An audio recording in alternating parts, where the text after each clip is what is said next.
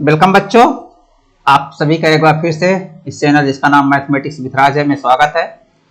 ये इस चैनल में क्लास 10 का एक प्लेलिस्ट में क्लास 10 के नाम से एक प्लेलिस्ट पड़ी है, जिसमें क्लास 10 का जो आपका सीबीएसई का सिलेबस है, एनसीईआरटी का जो सिलेबस है, उसके हिसाब से हर चीज क्रम से, है ना, क्रम से डाली जा रही है। पहला यूनिट का चैप्टर, फिर दूसरी यूनिट के चैप्टर, इस प्रकार क्रम से एक एक चीज डाली जा रही है। यदि कोई बच्चा उसको देख लेगा तो कभी भी मेरे डाले हुए सभी वीडियो यदि क्रम से देख लेगा तो कभी भी कहीं भी भटकने की जरूरत नहीं पड़ेगी। उसका परीक्षा में एकदम 100% मार्क्स निश्चित है, ये गारंटी है।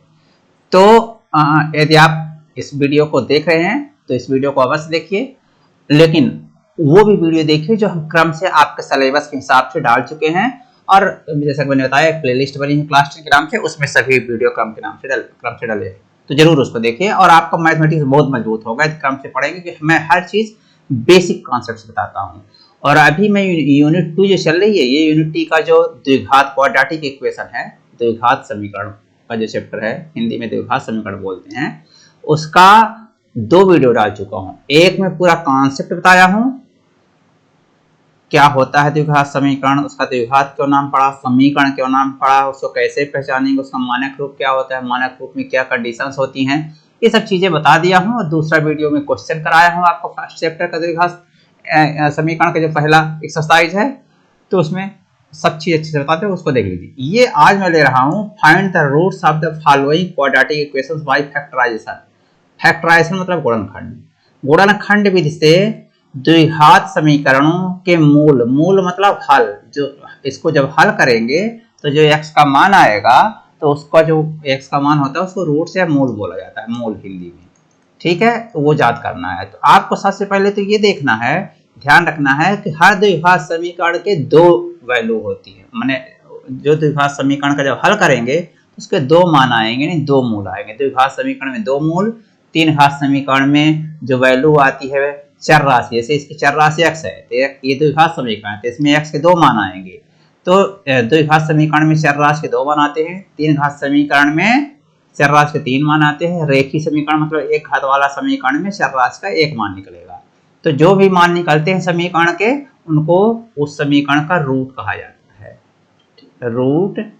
ठीक है, तो ये आपके समझ में आ गया। अब हम देखते हैं कि समीकरण हल करना इसको बोलते हैं। रूट निकालना मतलब समीकरण हल करना भी उसको बोलते हैं। कोई कहे समीकरण हल करिए या समीकरण का रूट मूल निकालिए, एक ही चीज है।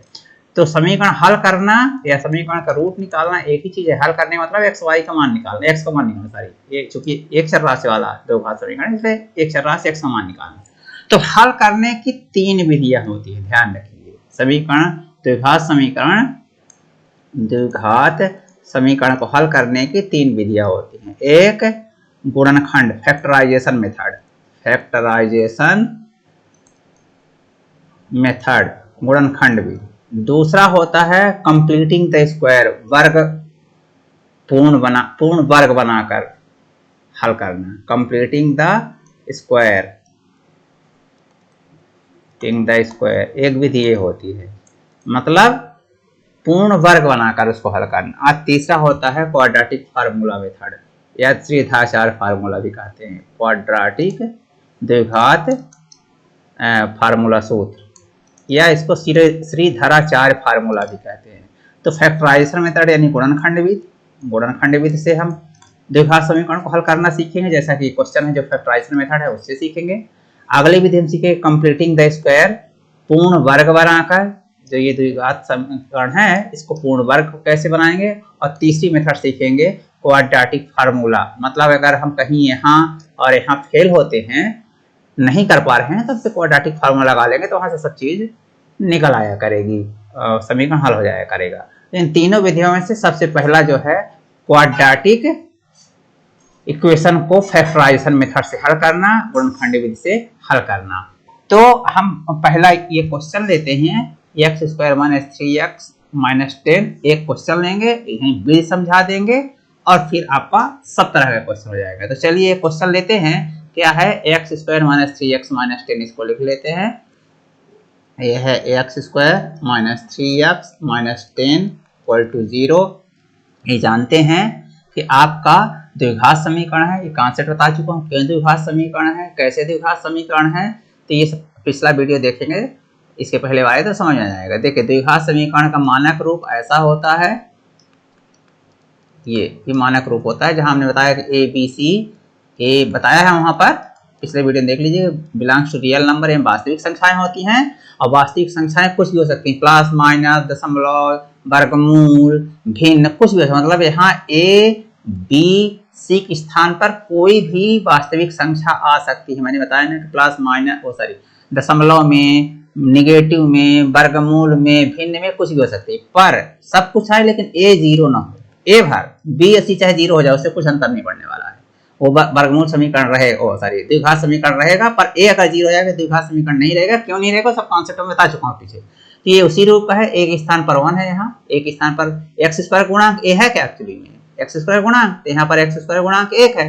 बी क्या है, एक्स का गुणांक, तो यहाँ बी एक्स का गुणांक -3 है और सी अचर पद है, तो यहाँ अचर पद -10 है। तो इस प्रकार ये द्विघात समीकरण के मानक रूप में फिट बैठता है, इसलिए द्विघात समीकरण है। अब द्विघात समीकरण तो इसको हल करना सीखना चाहिए। तो याद रखिए गुणनखंड विधि की सबसे महत्वपूर्ण, ध्यान सुनिएगा, गुणनखंड विधि से हल करना यदि है तो आपको मैं बता रहा हूं कि क्या करना है। ध्यान रखिए, मैं रूल यहाँ बता देता हूँ। कोई भी पहले उसको मानक रूप में द्विघात समीकरण को बदल लीजिए। मैं पिछले वीडियो में सब कॉन्सेप्ट बताया हूँ, तो हम बता चुका हूँ कि द्विघात समीकरण कभी कभी ऐसे होते हैं जो मानक रूप में नहीं होते हैं, तो मानक रूप में लिख लीजिए। तो आपने इसको मानक रूप में लिख लिया, ये मानक रूप है मान लीजिए, नहीं है तो कोई भी, ये अभी तो ये मानक रूप में है, पर कोई समीकरण आप पाइए मानक रूप में नहीं तो ऐसे बना लीजिए। और जब बन जाए तो फिर इसको गुणनखंड विधि से कैसे हल करेंगे, तो मैं इसका कॉन्सेप्ट बता देता हूँ, सब में वही लागू होगा। ध्यान रखिए कि ए और सी का, माने एक्स स्क्वायर का गुणांक ए और अचर पद सी, इन दोनों का गुणा कर दीजिए, ये हो गया। तो जितना गुणा करने के बाद आए बी, जो मिडिल टर्म है एक्स का गुणांक, बी मिडिल टर्म यानी एक्स का गुणांक, उसको ऐसे दो भागों में तोड़िए कि जो दो भाग आए, एक पार्ट मान लीजिए एक्स और दूसरा पार्ट वाई आ जाए, सॉरी ऐसा मान लीजिए पी क्यू, बी को दो भागों में तोड़िए, एक पी और दूसरा क्यू, तो p plus q is equal to, तो बी हो जाए, इसके इक्वल हो जाए। मतलब जो दो भाग तोड़िए उनका योग, इन दोनों भागों का योग बी के इक्वल हो जाए, लेकिन इन दोनों को गुणा पी और क्यू को गुणा ए सी के इक्वल हो जाए, इसके इक्वल हो जाए। यही प्रोसेस है। तो यदि आपकी ये प्रोसेस समझ में आ गई, मैं फिर से एक बार बता रहा हूँ कि मूल रूप में पहले समीकरण गुणनखंड विधि तभी अप्लाई होगी जब पहले आप दिए गए द्विघात समीकरण को मानक रूप में बदल देंगे। तो ये आपने मान लिया कि मानक रूप में आपने बदलना आता है और बदल देंगे, क्योंकि मैं पीछे बता चुका हूँ।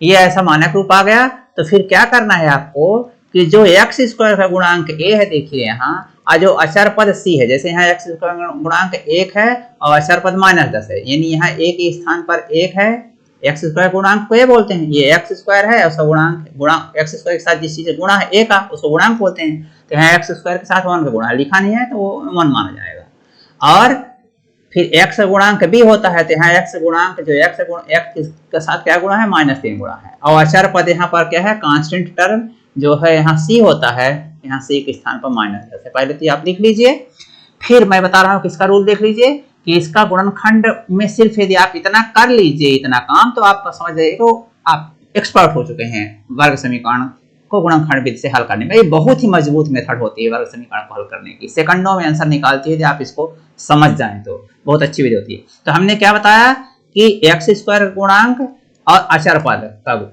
जो है, एक्स स्क्वायर गुणांक ए है और अचर पद जो है सी है, इन दोनों का गुणा कीजिए, एक्स स्क्वायर का गुणांक और अचर पद को गुणा कीजिए। तो यहाँ एक्स स्क्वायर गुणांक ए है और अचर पद सी है, इसलिए ए इंटू सी ए सी हो जाएगा। तो ये तो आपके पास दिया रहेगा, जैसे यहाँ पर हो गया a into c is equal to 1 into -10 is equal to -10। ठीक, अब हमने बोला कि जो इसका b है, मिडिल टर्म यानी b का गुणांक b, उसके दो भागों में तोड़िए और दो ऐसे भागों में तोड़िए, मान लीजिए p क्यों, इसमें मिडिल टर्म क्या है, सर ये b है, ये जो b है b के स्थान पर, इसमें मिडिल टर्म -3 है, मिडिल टर्म का गुणांक x का गुणांक -3।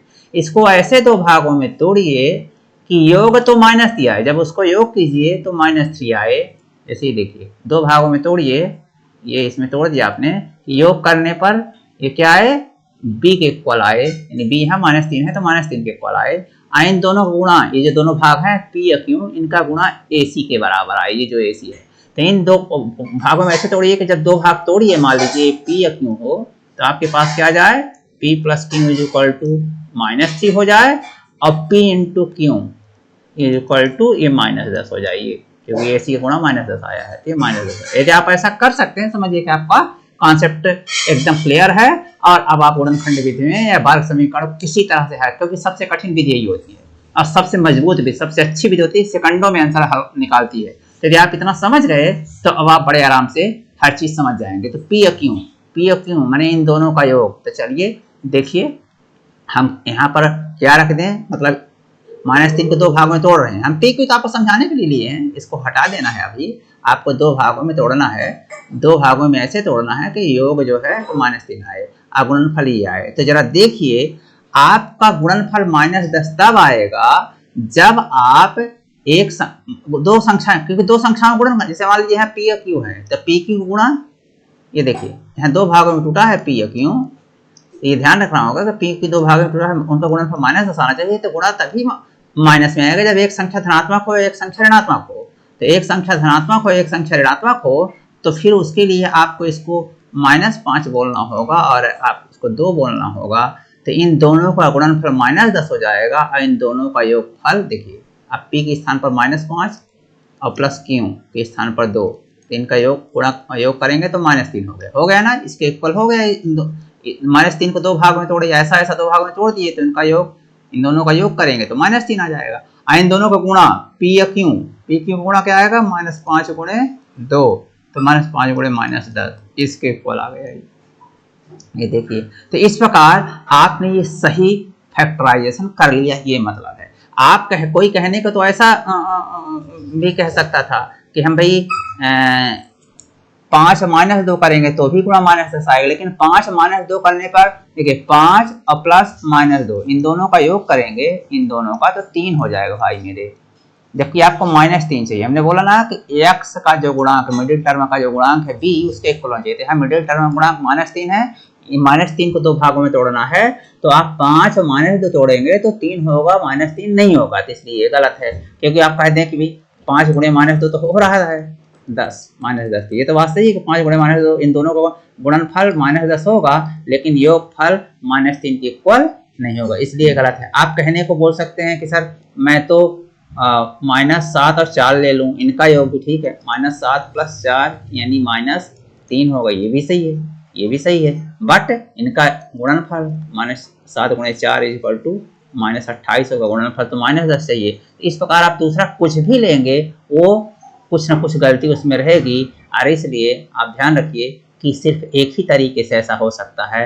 अगर वो आपको लग रहा है कि दो तरीके से हो सकता है, मतलब दो चीजें ऐसा, दो बार फैक्टर हम ऐसा कर सकते हैं, दो तरह के फैक्टर, तो आप कुछ ना कुछ जरूर गलत है, याद रखिएगा। इस प्रकार इसका एकदम क्लियर है कि यदि आपका फैक्टर सही है तो एक ही तरीके से होगा। तो आपके समझ में आ गया कि ये फैक्टर, ये क्योंकि मिडिल टर्म का फैक्टर करना है, और मिडिल टर्म का फैक्टर करते समय इसका मिडिल टर्म के मिडिल टर्म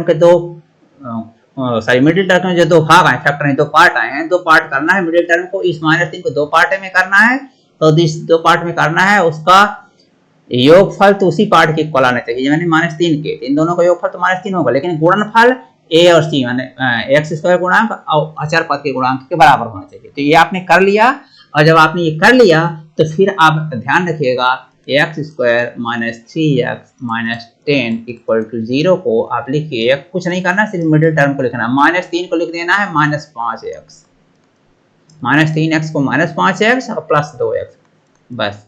क्यों ऐसा का मैंने बोला, क्योंकि -3 को लिख सकते हैं -5x + 2x, पर -3 को तो -3x को आप ऐसा भी लिख सकते हैं। तो कोई कह दे कि हम ऐसा भी लिख लेंगे तो क्या दिक्कत, हाँ, इससे दिक्कत ये है कि ऐसे तो कुछ दिक्कत नहीं है, लेकिन आपका सलूशन नहीं निकलेगा, क्योंकि इन दोनों का गुणनफल -7 और 4 का -28 होगा, -10 नहीं होगा। अभी क्या है कि आप देखिए -5 और 2 गुणनफल -10 हो जाएगा, जो कि इसके इक्वल हो जाएगा, इसके ये इसके इक्वल, और ये -10 इक्वल टू 0, ये हो गया। अब देखिए यहाँ शुरू के दो पद और अंतिम के दो पद में हमेशा कुछ ना कुछ कॉमन आएगा, इसीलिए ऐसा किया जाता है। नहीं लिखने को तो मैंने बोला ना कि ऐसा भी लिख सकते थे, कोई दिक्कत नहीं होती, कोई गलत नहीं लिखा है, पर इन दोनों में कुछ ना कुछ कॉमन हो जाए इसके लिए ये शर्त ध्यान में रखनी पड़ती है, नहीं तो कॉमन ही नहीं होगा, है ना, दोनों में कुछ ना कुछ कॉमन नहीं होगा। तो ये फिर क्या होगा, अभी इन दोनों में कॉमन देखिए, x कॉमन हुआ, x ब्रैकेट के अंदर x माइनस 5, यहाँ x बचा, एक x चला गया, x स्क्वायर है तो एक x कॉमन ले लिए, तो एक x चला गया, यहाँ से x तो माइनस 5 और प्लस 2 यहाँ से कॉमन है, 2 कॉमन ले लीजिए, x बचा, यहाँ से 2 कॉमन हो गया तो x बचा, यहाँ से 2 कॉमन हो गया तो 5, ये इक्वल टू 0। और इस प्रकार ax plus 2 into ax minus 5 equal to 0। तो ये कैसे हुआ, ये देखिए x माइनस 5 यहाँ भी, x माइनस 5 यहाँ भी, तो x माइनस 5 बाहर ले लीजिए, अलग से ले लीजिए, तो यहाँ से x माइनस 5 बाहर निकल गया तो x बचा, और यहाँ से x माइनस 5 बाहर चला गया तो 2 बचा, प्लस 2, और इस प्रकार ये 0। तो इस प्रकार ये दोनों, अब ये 2 है, जो इसको ऐसा भी कह सकते हैं आप, बहुपद में पढ़ाया तो मैं सब समझाया हूँ, बहुपद का भी चैप्टर देखिए, सब चीजें मैं एक एक चीज समझा के रखा हूँ। ये जो वर्ग समीकरण है ये रेखी समीकरण में बदल गया, x की घात 1 है यहाँ पर भी, यहाँ भी x की घात, तो वर्ग समीकरण रेखी समीकरण के गुणनखंड में बदल गया, ये रेखी समीकरण गुणनखंड है, ये अंदर गुणा है, ये बीच में गुणा है, तो ये वर्ग समीकरण जो है रेखी समीकरण के गुणनखंड में बदल गया, इसीलिए इसको गुणनखंड विधि बोला जाता है, फैक्टराइजेशन मेथड। जैसे देखिए 6 का गुणनखंड 2 इंटू 3, 6 से दोनों संख्याएं छोटी हैं, ऐसे ये 2 घात का है, अब ये देखिए 1 घात का है, ये भी 1 घात का, रेखी गुणनखंड हो गया, तो गुणनखंड में घात कम हो जाती है, इसीलिए इसको फैक्टराइजेशन मेथड बोला गया, क्योंकि 2 गुणनखंड आ गए, तो इसको फैक्टराइजेशन मेथड इसीलिए बोला जाता है। अब ये आ गया, मतलब इस चीज को आप इतना लिख सकते हैं, कहने का मतलब कि x square minus 3x minus 10 equal to 0, आप x minus 5 into x plus 2 लिख सकते हैं इक्वल टू 0, क्योंकि इसको गुणा करेंगे तो फिर से नहीं आएगा, यही चीज आएगा, कोई अलग नहीं आएगा, तो मतलब ये ऐसा है।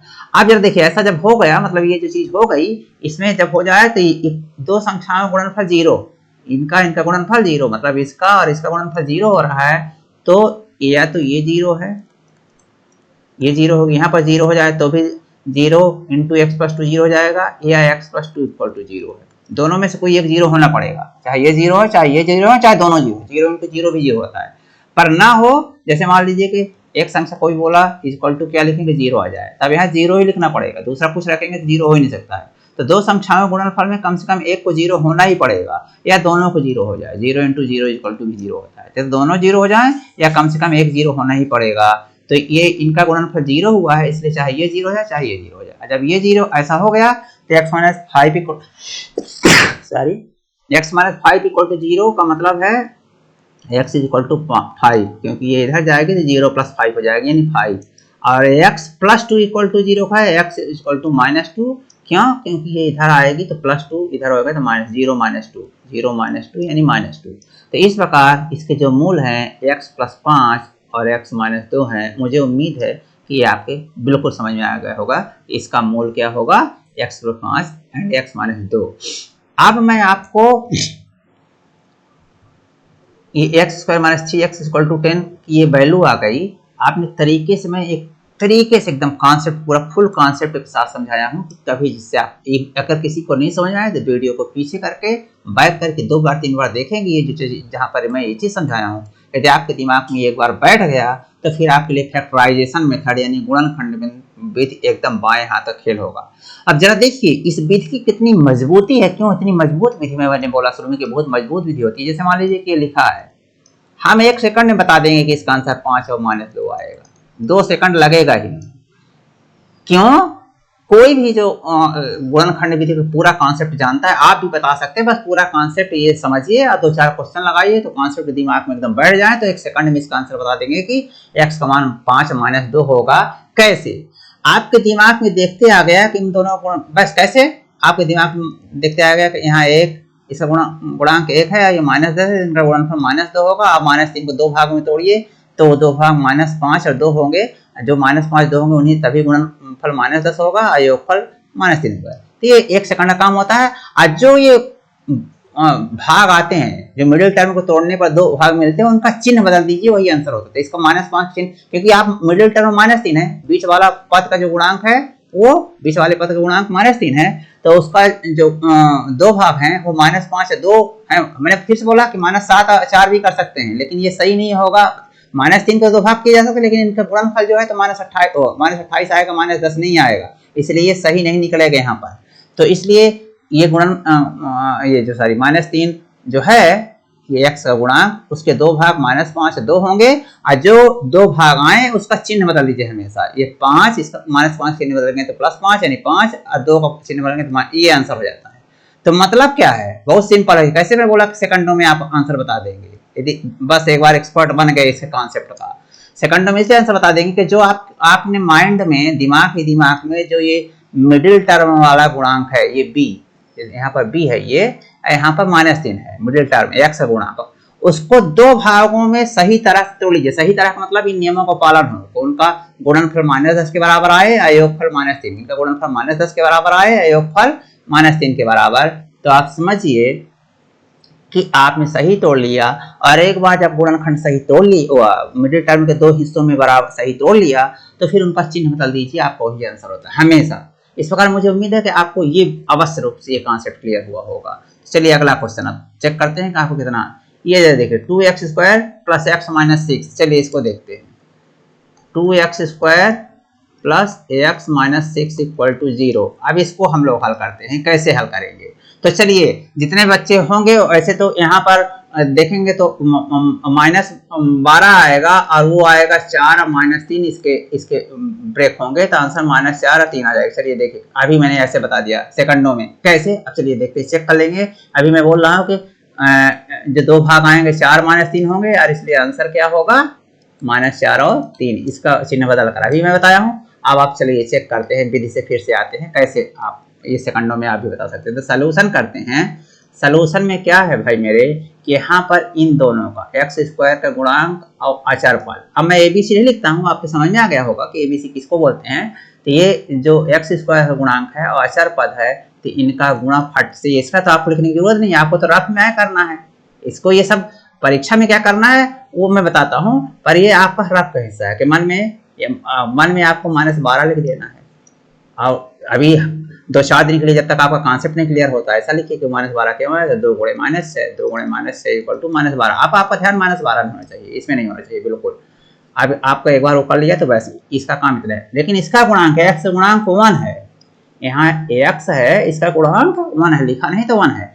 इसको 2 भागों में तोड़ना है कि गुणनफल -12 हो जाए, तो इसको 2 भाग में तोड़िए, 4 और -3। चलो देखिए, गुणनफल -12 है ना, तो एक संख्या जब 2 भाग हो तो उनमें एक संख्या माइनस होनी पड़ेगी, एक संख्या माइनस होनी पड़ेगी। तो देखिए एक संख्या 4 प्लस है और 3 जो है तो माइनस में है।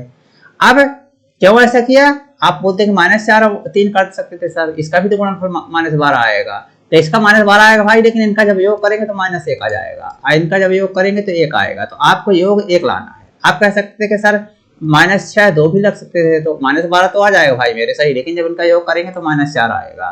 कुछ भी ऐसा जो भी करेंगे तो एक चीज फॉलो होगी तो एक चीज नहीं। अगर गुणनफल -12 हो रहा है तो ये नहीं होगा, ये हो रहा है तो ये नहीं होगा, इसलिए एक ही सही होगा ये इसमें। तो इस प्रकार आपके समझ में आ गया कि इसका गुणनखंड ये। अब आपने बना लिया जब ये, तो सलूशन में आपको सीधे करना है। क्या करना है, आपकी परीक्षा के हिसाब से =0। अब इसको 2x², आई जो +x है +1x, इसके स्थान पर +4x और -3x लिखना है। बस ये जो 1 है ना, 1 वाला x, इसीलिए सब किया जाता है।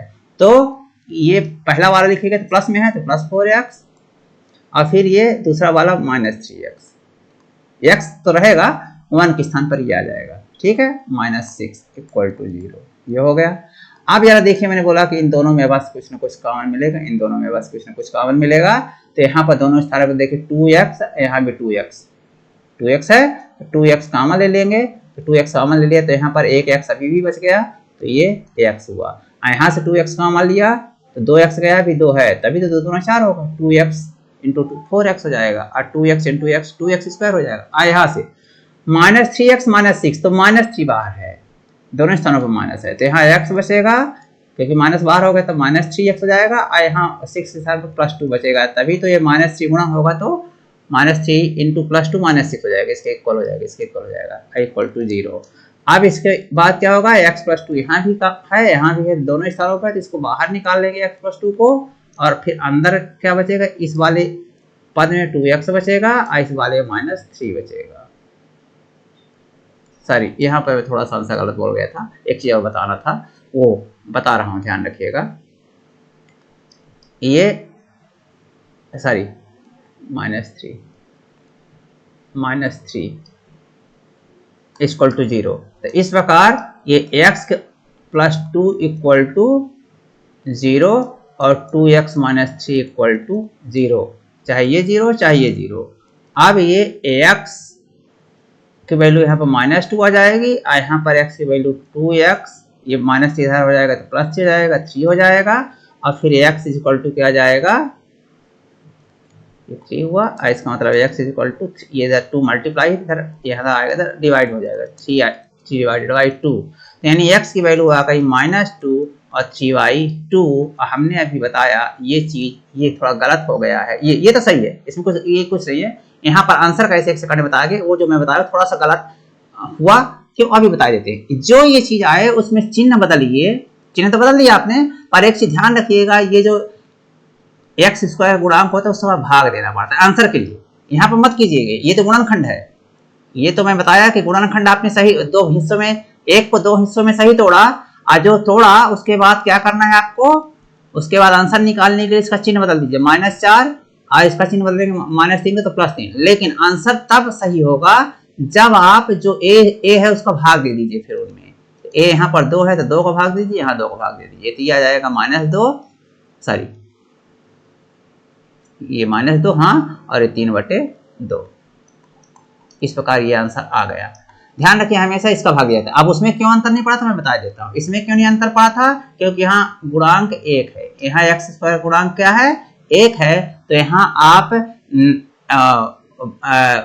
मैंने बोला चिन्ह बदलिए तो 5 और -2 आएगा, चिन्ह बदला तो आपने क्या आया 5 और -2, फिर 1 का भाग भी देंगे, क्योंकि a जो है x² गुणांक a है, उसका भाग देने पर भी कोई अंतर नहीं पड़ेगा, इसलिए आंसर सही है। लेकिन ध्यान रखिएगा कि हमेशा ये जो मध्यम पद को, मिडिल टर्म को जो 2 भागों में तोड़ते हैं, ये 2 भागों में टूटा, ये सही था, पर आंसर यदि आपको सेकंडों में आंसर भर बोलना है, ये तो सोल्यूशन हो गया, आपका आंसर हो गया, और परीक्षा में आपको ऐसे सोल्यूशन करना है।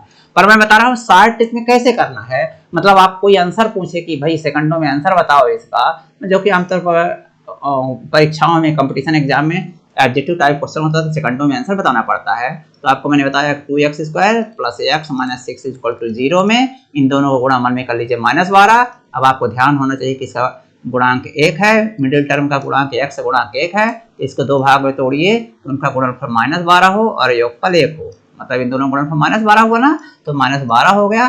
तो जब ये 2 भागों में, पहले तो इसको 2 भागों में तोड़िए, तो आप 4 - 3 कह सकते हैं, आप 5 और -4 कह सकते हैं, आप -2 और 3 कह सकते हैं, कुछ भी कह सकते हैं, इन सबको जोड़ेंगे तो एक ही आएगा, इसको भी जोड़ेंगे तो एक आएगा, इसको भी, मतलब ये 2 भागों में तोड़े हैं तो इन सबका जोड़ 1 आ रहा है, लेकिन इसका गुणनफल -20 आएगा, इसका गुणनफल -6 आएगा, आपको चाहिए ये गुणनफल -12 आएगा, तो ये सही है, मतलब आपको ये सही है। तो कहने का मतलब कि जो मिडिल टर्म है उसके 2 पार्ट ये हुए, तो फिर आंसर आप फट से बोलिए, इसको माइनस कर दीजिए और इसको मतलब इनका चिन्ह बदल दीजिए, ये माइनस हो जाएगा, ये प्लस हो जाएगा, लेकिन ये आंसर मत बोलिए जैसे कि मैंने अभी गलती कर दी थी, वो नहीं करना है। ये जो गुणांक है x² को उससे भाग दे दिया कीजिए, 2 और 2, और फिर ये -4 में 2 को भाग देंगे तो -2 हो जाएगा, और 3/2, ये आंसर हो जाता है, ये आपका आंसर है।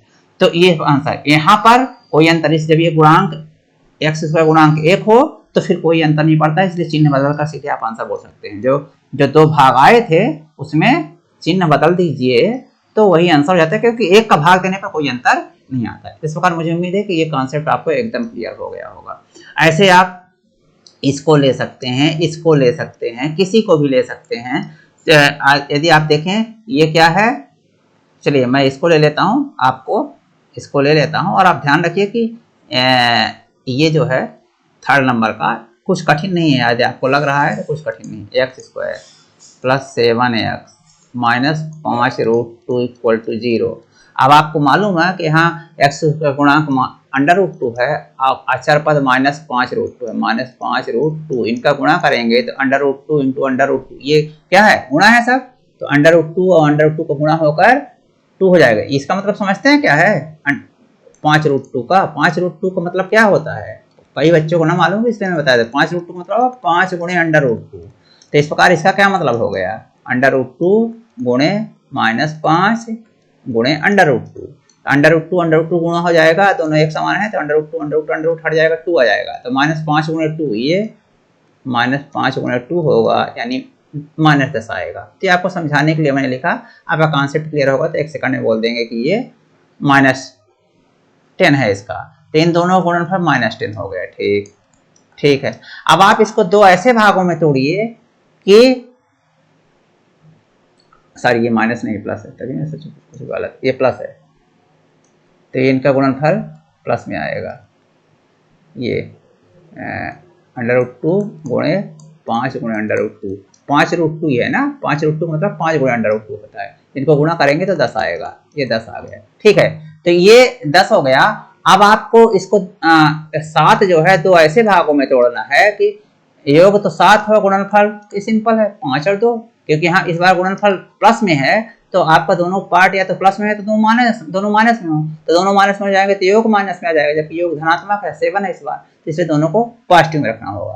तो 5 और 2 बस ऐसा हुआ, तो हमने बोला कि अब आपके दो पार्ट आ गए 5 और 2, और इसलिए जो आंसर होगा -5 -2 पर अभी √2 का भाग लगेगा, √2/√2, तो ये आपका आंसर है। इसको थोड़ा इतने में छोड़ दीजिए, चाहे सरल करना चाहें तो कर सकते हैं कि -5/√2, और ये जो है √2 को -√2 गुणे √2 लिख सकते हैं, 2 को जैसे भी आपने देखा कि √2 इंटू √2 को हमने 2 लिख दिया, 2 वैसे 2 को √2 इंटू √2 लिख सकते हैं, /√2, और एक √2 कट जाएगा, इसलिए आंसर क्या होगा 5/√2, आंसर क्या होगा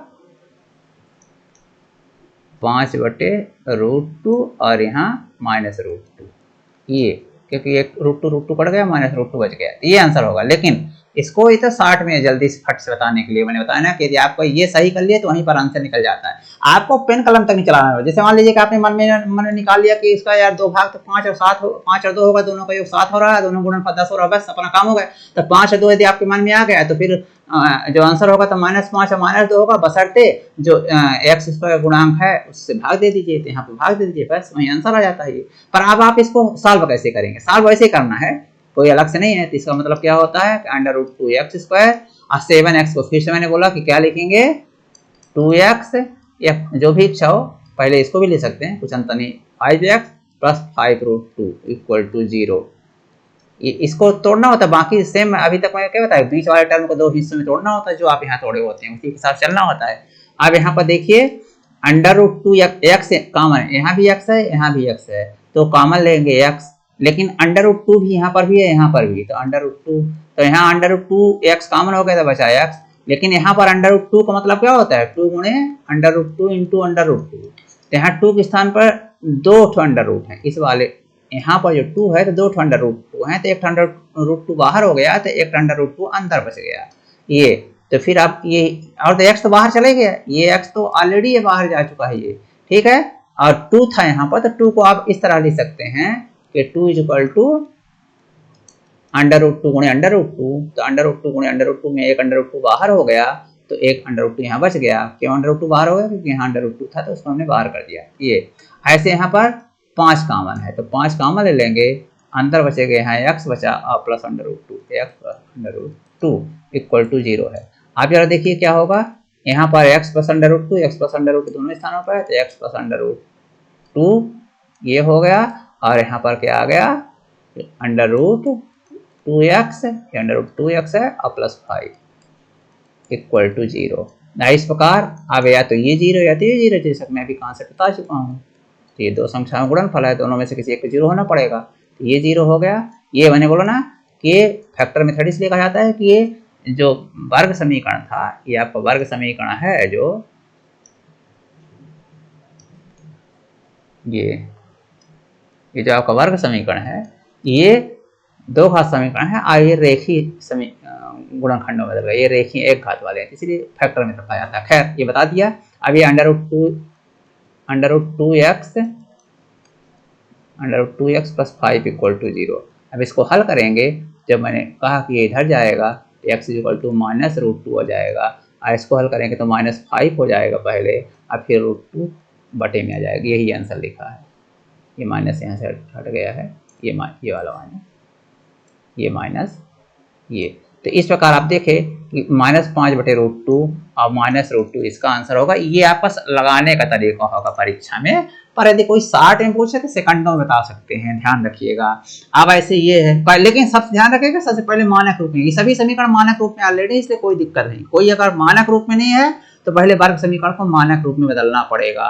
तो ऐसे ये है और ऐसे ये है। इसको करने से पहले बच्चों मेरे क्या करना है, मैं अभी 60 में बता देता हूँ आपको, और इसके साथ ही ये वीडियो मैं बंद करता हूँ। मैं आपके लिए ये वाला क्वेश्चन होमवर्क छोड़ रहा हूँ, लेकिन वो सरल है, सब सरल है क्वेश्चन, कुछ भी किसी में कोई दम नहीं है, कोई घबराने की बात है, बस आपको धैर्य देखना। ये इसको क्या है, ये जो लिखा है 2x² - x + 1/8 इक्वल टू 0, तो इसको 8 का पहले लघुत्तम लेकर इसका देते हैं, 8 × 16x² हो जाएगा, -8x हो जाएगा, और +1 इक्वल टू 0, ऐसा कर देना बस, है ना।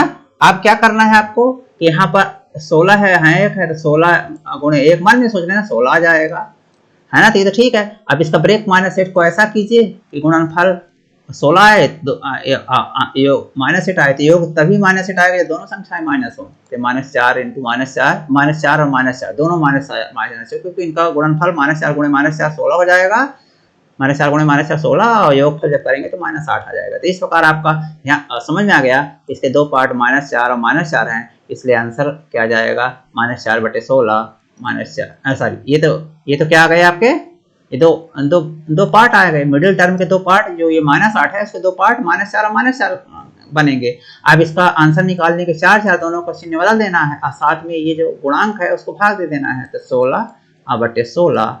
इस प्रकार आप कह सकते हैं कि 1/4 1/4 है, ये 1/4 और 1/4, ये 1/4 और 1/4। इस प्रकार इसका आंसर 2 आएंगे, 1/4 आएंगे तो 2, दोनों ये बात और है कि सेम है, 1/4 और 1/4 है।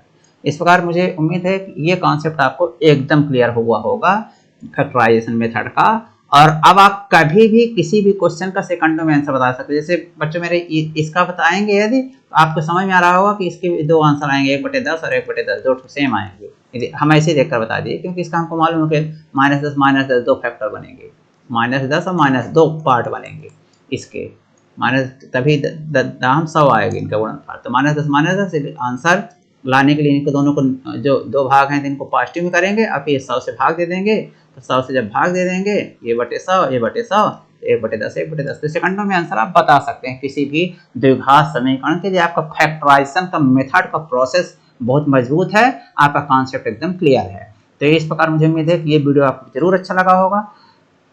इसका आपको इससे संबंधित अगर वीडियो को कुछ समझने में दिक्कत हुई तो पीछे करके एक दो बार बैक करके देखिए, हर चीज़ क्लियर हो जाएगी, हर चीज़ समझ में आएगा, और आप फिर वर्ग समीकरण के सलूशन में हाल में एकदम आप अपने आप देखेंगे कितना मजबूत आपके अंदर आत्मविश्वास आ चुका है कि बोल रहे हैं कोई भी किसी प्रकार के द्विघात समीकरण फट से हल कर दूंगा। मुझे उम्मीद है कि वीडियो आपको जरूर आपको ज्ञानवर्धन करेगा, अच्छा लगेगा। ये ऐसा है तो दोस्तों में शेयर कीजिए, लाइक कीजिए और चैनल को सब्सक्राइब कीजिए। बहुत बहुत धन्यवाद, मिलते हैं अगले वीडियो में।